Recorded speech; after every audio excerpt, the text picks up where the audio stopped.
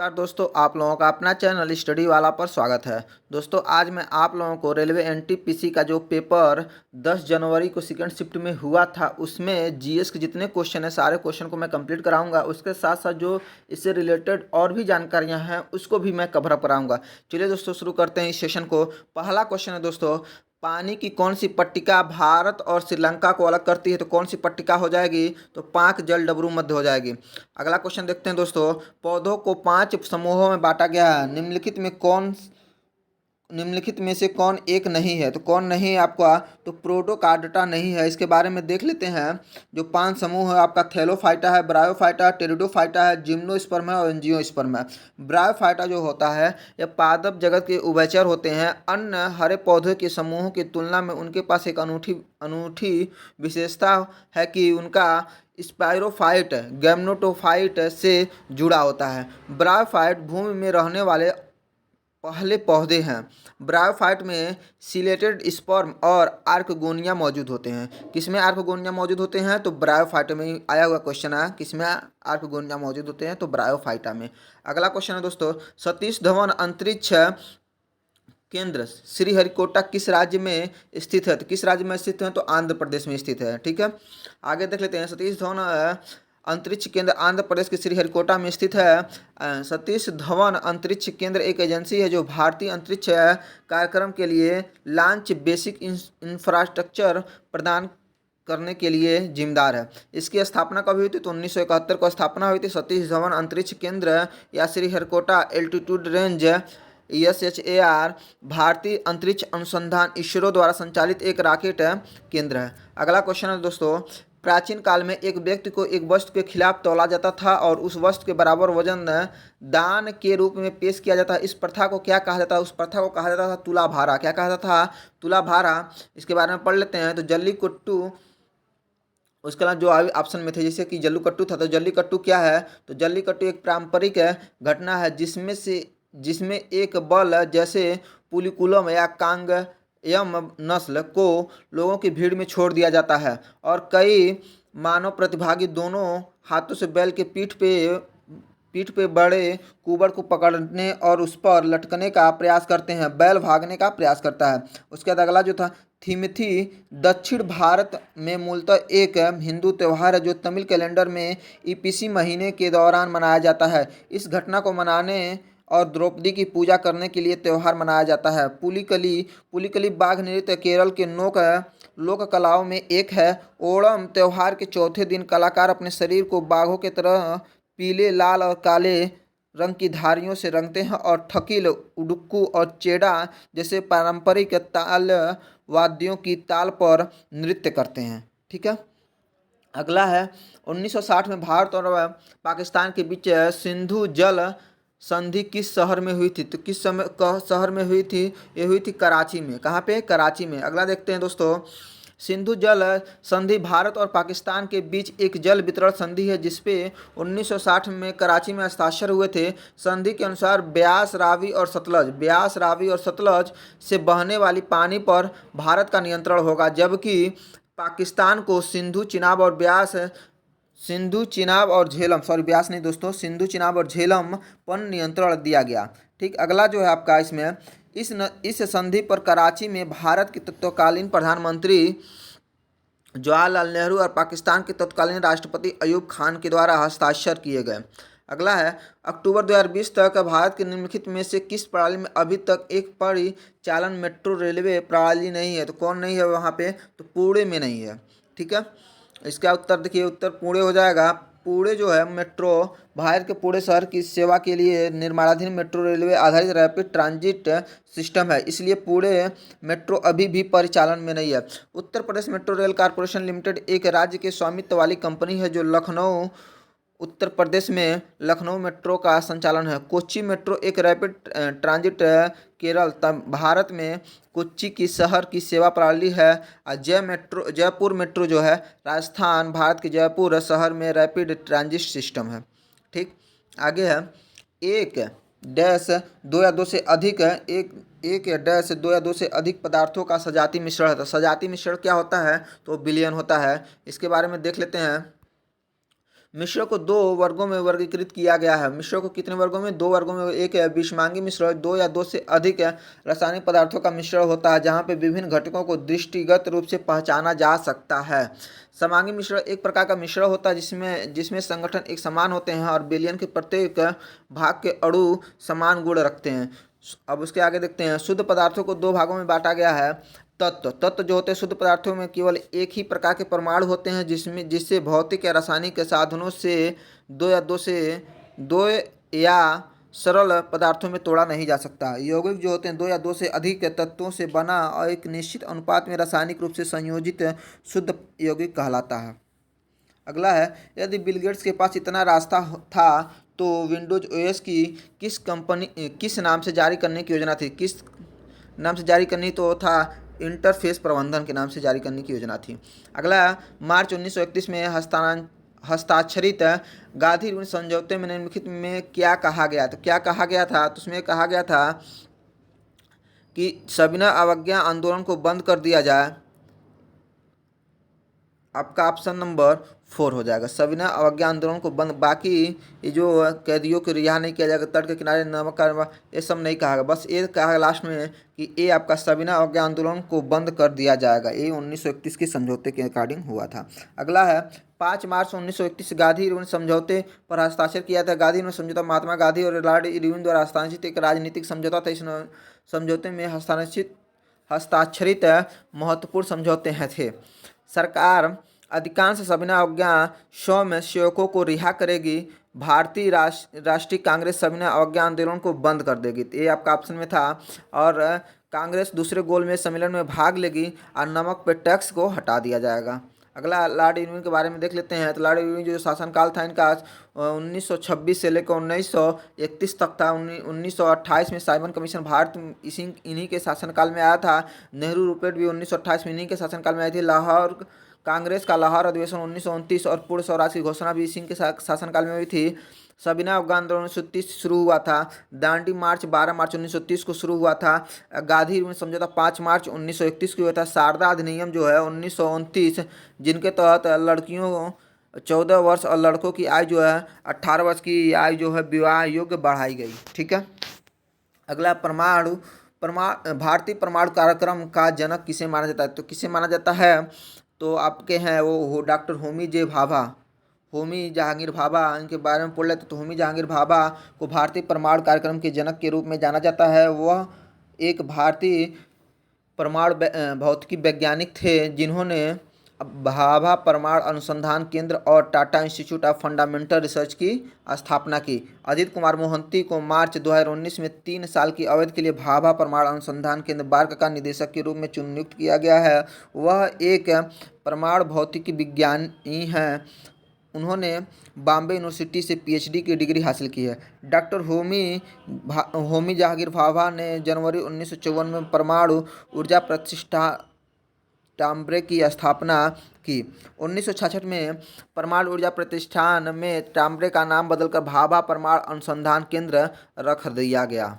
ठीक। अगला क्वेश्चन है, वर्ल्ड वाइड वेब में अब तक पंजीकृत पहला डोमेन नेम क्या है? तो पहला डोमेन नेम जो था आपका www.symbolic.com था। अगला है, इसके बाद देख लेते हैं। तो ये symbolic.com कब था? यह 15 मार्च 1985 को पंजीकृत किया गया था। एक केंद्रीय प्रशासन या प्राधिकरण के तहत कंप्यूटर को एक अलग समूह या एक डोमेन के नाम एक लेवल है जो नेटवर्क या डोमेन की पहचान करता है। डोमेन नाम के आरक्षण का प्रबंधन करने वाली कंपनी डोमेन नाम रजिस्टर है। एक डोमेन नाम रजिस्ट्री सभी डोमेन नामों का एक डाटाबेस है जो डोमेन नाम सिस्टम डीएनएस के शीर्ष स्तरीय डोमेन में संबंधित रजिस्ट्रेट जानकारी है। अगला क्वेश्चन, निम्नलिखित में कौन सा उत्तर प्रदेश का स्मारक नहीं है? तो कौन सा उत्तर प्रदेश का? तो है सफदरजंग का मकबरा, जो उत्तर प्रदेश में नहीं है। यह आपका कहाँ पे है? तो दिल्ली में। इसके बारे में देख लेते हैं। तो दिवंगत सफदरजंग का मकबरा एक दिवंगत मुगल साम्राज्य शैली का मकबरा है जिसे नवाब सफदरजंग के लिए वर्ष 1754 में बनाया गया था। यह बलुआ पत्थर से बना और संगमरमर से दिल्ली में सफदरजंग हवाई अड्डे के पास स्थित धनुषाकार लाल भूरे एवं सफ़ेद रंग की गुंबदाकार संरचना है। सफदरजंग जो थे ये अवध के नवाब थे और वह मुगल साम्राज्य वजीर उल ममलक हिंदुस्तान, जिनके कहा जाता था कि ये प्रधानमंत्री भी थे, जब अहमद शाह बहादुर 1748 में सिंहासन पे चढ़े थे। अगला है, प्रधानमंत्री जन धन योजना की शुरुआत किसने की थी? किसने किया था? तो नरेंद्र मोदी जी ने किए थे। इसके बारे में देख लेते हैं। तो प्रधानमंत्री जन धन योजना जो है, लॉन्च डेट जो है वह 28 अगस्त 2014 को है। और ये मंत्रालय जो है, सरकार मंत्रालय, वित्त मंत्रालय है। यह योजना शहरी और ग्रामीण दोनों क्षेत्रों में अंतस्थ करती है और अपने प्रत्येक खाताधारक को एक स्वदेशी डेबिट कार्ड या रुपे कार्ड प्रदान करती है। इस योजना के तहत खाता खोलने के लिए कोई न्यूनतम राशि की आवश्यकता नहीं होती है। लाभार्थी जीरो बैलेंस पर भी किसी भी बैंक शाखा या बिजनेस कॉर्पोरेट आउटलेट में अपना खाता खोल सकता है। यह यूएसएसडी सुविधाओं का उपयोग करके मोबाइल बैंकिंग के साथ कोर बैंकिंग सिस्टम प्रदान करना सुनिश्चित करता है। कॉल सेंटर या टोल फ्री नंबर की सुविधा देश भर में उपलब्ध है।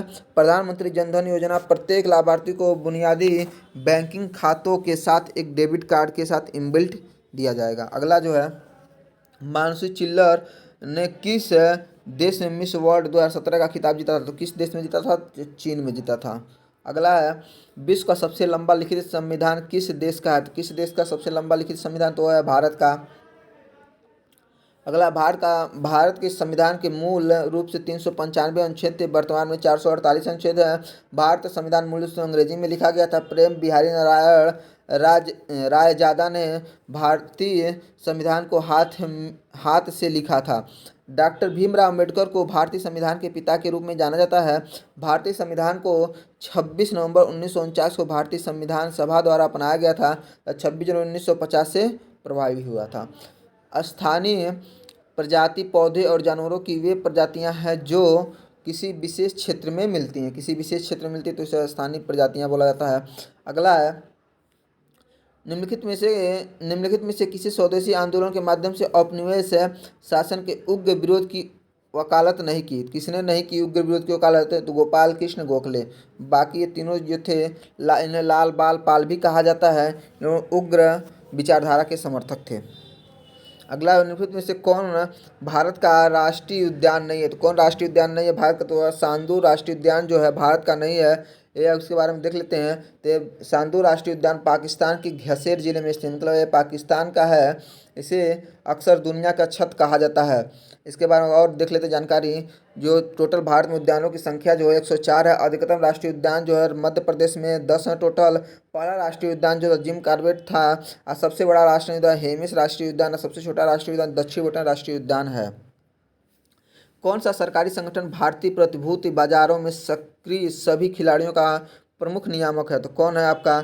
सेबी होता है। सेबी होता है भारतीय रिजर्व बैंक के जो हैं। इसके बारे में देख लेते हैं। तो गवर्नर शशिकांत दास है। मुख्यालय मुंबई है और स्थापित कब हुआ? तो 1 अप्रैल 1935 को कोलकाता में हुआ था। IRDAI का देख लेते हैं। तो स्थापना जब हुई थी 1999 में, तो मुख्यालय हैदराबाद में है। और नाबार्ड की स्थापना हुई थी 12 जुलाई 1982 को, मुख्यालय मुंबई में है। और अध्यक्ष इस समय कौन है? तो डॉक्टर GR चिंताला हैं। ठीक। अगला, पेंसिलिन की खोज किसने की थी? तो पेंसिलिन की खोज किए थे अलेक्जेंडर फ्लेमिंग। कौन किया था? Alexander Fleming. चार्ल्स डार्विन, यहाँ पे देख लीजिए, चार्ल्स डार्विन को विकास का जनक कहा जाता है। लुई पाश्चर ने रेबीज का टीका विकसित किया था। ग्रेगर जॉन मेंडल को अनुवांशिकी का पिता कहा जाता है या जनक कहा जाता है। बिहार और नेपाल के मिथिला क्षेत्र में किसी भारतीय कला का अभ्यास किया जाता है। किस भारतीय कला का अभ्यास किया जाता है? तो मधुबनी चित्रकला का अभ्यास किया जाता है। कौन सा? मधुबनी चित्रकला का अभ्यास किया जाता है। उसके अलावा और देख लेते हैं पारंपरिक कलाकृतियाँ, जैसे कि उड़ीसा का आता है पटचित्र। तो उड़ीसा का पटचित्र याद करने का तरीका बताएं। जब आदमी बहुत अहम में आ जाता तो उड़ने लगता है, अब पट से गिर जाता, तो उड़ीसा का पटचित्र हो जाएगा। राजस्थान का हो जाएगा कावड़ कला हो जाएगा। महाराष्ट्र का वर्ली कला हो जाएगा। तमिलनाडु का तंजौर हो जाएगा। और पश्चिमी बंगाल का हो जाएगा झरना पताचित्त हो जाएगा। और आंध्र प्रदेश का होगा कलमकारी चित्रकला। ठीक। अगला, इंग्लिश चैनल तैरने वाली इंग्लिश चैनल में प्रथम महिला थी, कहाँ की थी? तो एक अमेरिकी थी। संयुक्त राज्य अमेरिका की ग्रुटड एडरले 19 साल की छोटी उम्र में इंग्लिश चैनल को तैर कर पार करने वाली पहली महिला बनी थी। वह डोवर इंग्लैंड से दूसरे प्रयास में अपने दूसरे प्रयास में 21 मील तैर कर आई थी।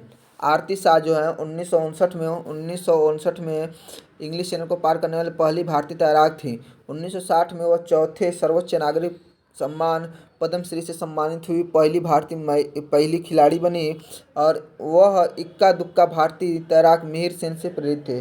वह इक्का दुक्का भारतीय तैराक जो थे मिहिर सेन से प्रेरित थी। मिहिर सेन जो है इंग्लिश चैनल पार करने वाले पहले एशियाई व्यक्ति थे।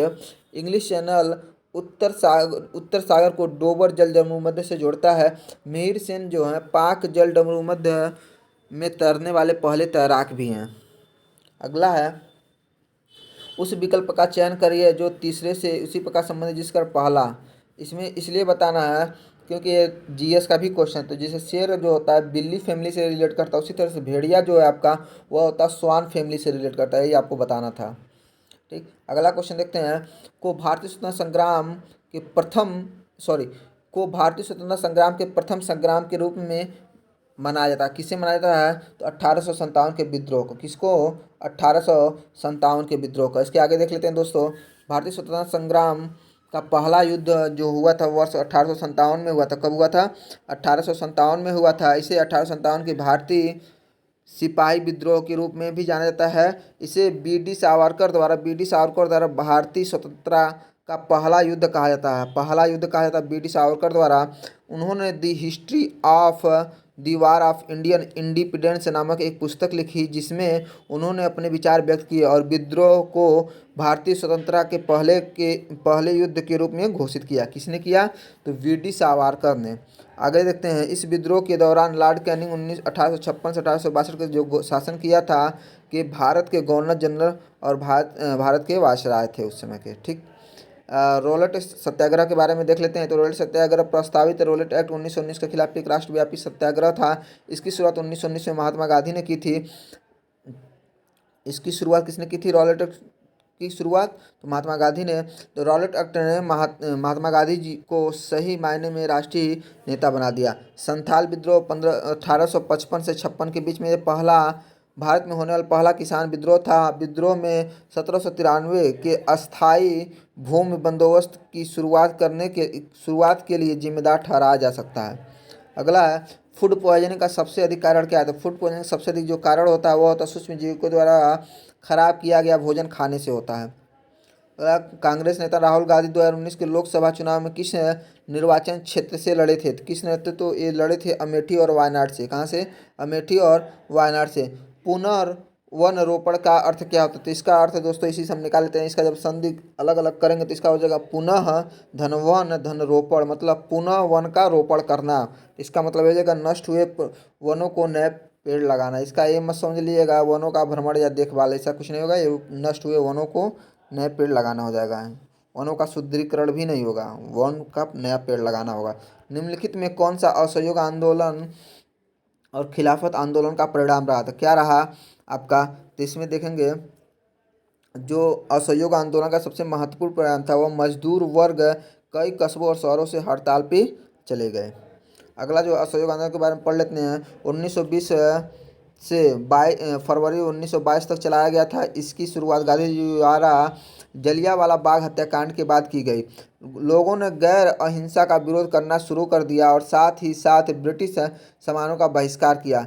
चौरी चौरा के घटना के बाद गांधी ने आंदोलन वापस ले लिया। खिलाफत आंदोलन अनिवार्य रूप से संबद्ध शक्तियों विशेषकर ब्रिटेन के खिलाफ तुर्की खलीफा के लिए मुस्लिम समर्थन व्यक्त करने के लिए एक आंदोलन था। मित्र शक्तियों द्वारा तुर्की साम्राज्य की विभाजन के बाद इस्लामी पूजा स्थलों के भविष्य के बारे में मुसलमान विशेष रूप से परेशान थे। मौलाना अब्दुल कलाम आज़ाद, डॉक्टर M.A. अंसारी और अली भाई आंदोलन के प्रमुख नेता हैं और गांधी जी ने हिंदू और मुसलमानों को एकजुट करने के लिए खिलाफत आंदोलन का समर्थन किया था। अगला देखते हैं दोस्तों। 1757 में प्लासी की लड़ाई में अंग्रेजों की जीत के बाद निम्नलिखित में कौन सी घटना घटी? तो कौन सी घटना घटी? तो इसमें ये था, पहला देख लेते कौन इसमें कोई नई इमारतों और संस्थानों का विकसित नहीं किया गया, गलत हो जाएगा। ब्रिटिश ईस्ट इंडिया कंपनी के व्यापार का विस्तार हुआ था, यही आपका आंसर सही हो जाएगा, बी नंबर। अगला है, कोवेल का पूर्ण रूप क्या है? तो कोवेल का पूर्ण रूप जो होता है कॉमन बिजनेस ओरिएंटेड लैंग्वेज होता है। क्या होता है? कॉमन बिजनेस ओरिएंटेड लैंग्वेज होता है। उसके अलावा और देख लेते हैं। तो ASCII आई का होता है American standard code for information interchange होता है। बायोस का होता है बेसिक इनपुट आउटपुट सिस्टम होता है। कोबल का होता है कॉमन बिजनेस ओरिएंटेड लैंग्वेज होता है। और DBMS का होता है डाटाबेस मैनेजमेंट सिस्टम। और EBCDIC का मतलब होता है extended binary coded decimal interchange code होता है। STT का होता है STTP का होता है हाइपर टेक्स्ट होता है hyper text transfer protocol. IBM का होता है इंटरनेशनल बिजनेस मशीन। और JPEG का होता है ज्वाइंट फोटोग्राफी एक्सपर्ट ग्रुप। ठीक, आगे देखते हैं किस भारी धातु के उत्सर्जन को संबोधन करने के लिए 2013 में जापान में मिनीमाता कन्वेंशन आयोजित किया था। तो किस धातु को, तो था पारा या मरकरी। आगे देखते हैं पर्यावरण सम्मेलन जो मेन है उसके बाद देख लेते हैं। जो पहला था सिटीज था जंगली जीवों और वनस्पतियों की लुप्त प्राप्त प्रजातियों की अंतर्राष्ट्रीय व्यापार से संबंधित था। रामसर कन्वेंशन देखेंगे तो आर्द्र भूमियों का संरक्षण था। वियना कन्वेंशन देखेंगे तो ओजोन परत पे संरक्षण था। मॉन्ट्रियल प्रोटोकॉल जो था ओजोन परत को नष्ट करने वाले पदार्थ से संबंधित था। अब वेसल कन्वेंशन जो था खतरनाक अपशिष्टों की सीमा पारी गतिविधियों का नियंत्रण और उस पर निपटान प्रदान करने के लिए किया गया था। जैविक विविधता पर कन्वेंशन जिसे CBD कहा था जैविक विविधता का संरक्षण करना था। जलवायु परिवर्तन संयुक्त राष्ट्र फ्रेमवर्क कन्वेंशन जो था ये था ग्रीन हाउस गैसों GHGs उत्सर्जन के नियंत्रण के लिए अनुकूलन और समन प्रयासों के माध्यम से जलवायु परिवर्तन का मुकाबला करना। अगला जो है रियो समिट जो था पर्यावरण विकास से संबंधित था। अगला क्वेश्चन देखते हैं दोस्तों। UNCCD के बारे में देख लेते हैं। तो यह क्या था, मुकाबला मरुस्थली था। क्योटो प्रोटोकॉल के बारे में देखें तो ग्रीन हाउस गैस की उत्सर्जन में कमी को कम करना है इसका उद्देश्य। रॉटरडैम कन्वेंशन जो था अंतर्राष्ट्रीय व्यापार में कुछ खतरनाक रसायनों और कीटनाशक के लिए पूर्व सूचित सहमति इसे जिसे PIC प्रक्रिया कहते हैं उसको इससे संबंधित था। कार्टाजेना प्रोटोकॉल जो था वह जैव विविधता पर कन्वेंशन के लिए जैव सुरक्षा प्रदान करना था। स्टॉकहोम कन्वेंशन जो था अस्थायी जैविक प्रदूषक POP जिसे कहते से संबंधित था। नगोया प्रोटोकॉल जो है आपका आनुवांशिक संसाधनों तक पहुंच और जैविक विविधता पर कन्वेंशन के लिए उनके उपयोग ABS से उत्पन्न होने वाले लाभों का उचित और न्यायसंगत बंटवारा था। मिनीमाता कन्वेंशन जो था पारा के प्रतिकूल प्रभावों से स्वास्थ्य और पर्यावरण की रक्षा करना था। किगाली जो महोत्सव था मॉन्ट्रियल प्रोटोकॉल में संशोधन किया गया था किगाली समझौता। अगला है 2019 में एंटी सैटेलाइट एसेट परीक्षण की सफलता के बाद भारत किन अन्य देशों के साथ लीग में शामिल हुआ? किन देशों के साथ? तो अमेरिका, रूस और चीन के साथ। देख लेते हैं एसेट के बारे में। तो पहला एंटी सैटेलाइट मिसाइल परीक्षण था जो मिशन शक्ति देश का जो था पहला मिशन शक्ति से पहला एंटी सैटेलाइट मिसाइल परीक्षण था जो 27 मार्च 2019 को उड़ीसा के डॉक्टर APJ अब्दुल कलाम द्वीप से सफलतापूर्वक आयोजित किया गया था, जहां निचली पृथ्वी कक्षा LEO एक तेज गति से चलने वाली भारतीय परिक्रमा लक्ष्य उपग्रह को परिशुद्ध सटीकता के साथ निष्प्रभावी कर दिया गया था। यह एक अत्यंत जटिल मिशन था जिसे उल्लेखनीय सटीकता के साथ अत्यंत उच्च गति से संचालित किया गया था। मिशन शक्ति के सफल संचालन ने भारत को अमेरिका, रूस, चीन के बाद बाहरी अंतरिक्ष में अपनी संपत्ति की रक्षा करने की क्षमता वाला देश दुनिया का चौथा देश बना दिया। इसके अलावा देख लेते हैं जो एंटी सैटेलाइट्स हैं। तो रूस का जो है वो PL-19 है, चीन का जो है SC-19 है और संयुक्त राज्य अमेरिका का USA-193 है। अगला है आधुनिक अर्थशास्त्र का जनक। आधुनिक अर्थशास्त्र का जनक जो है वह है एडम स्मिथ। कौन है? एडम स्मिथ हैं।